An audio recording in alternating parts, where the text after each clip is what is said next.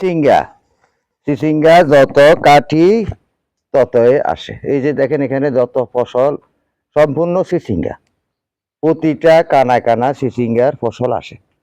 কিন্তু যত ফসল কাটা হয়, এই কাটতেছেন এই ধরতেছে, এই কাটতেছেন এই ধরতেছে। দেখেন বন্ধুগণ, এখান থেকে যে সিসিঙ্গাগুলো আমি তুলে নিচ্ছি, কিংবা এই যে আমার এখানে কিন্তু সিসিঙ্গার গাছের পারে আমার এই বাঁশটা ভেঙে গেল। সিসিঙ্গা আপনি লাগাবেন, একটা একটা বিচি লাগাবেন, একটা বিচি লাগাইবার পরে একটা যখন গাছ উঠবে, একটা গাছে আপনার পুরাটা এই এলাকা জুড়ে আপনার গাছটা বিস্তার লাভ করবে। কিন্তু শুধু বিস্তার লাভ করবে যে তা নয়, এই কাটতেছেন এই হইতেছে, এই সিসিঙ্গা তুলতেছেন। অনেকে সিসিঙ্গা বলে, অনেকে দুন্দুল বলে, অনেকে পরুল বলে। চট্টগ্রাম বিভাগে কিন্তু এটা পরুল গাছ বলে।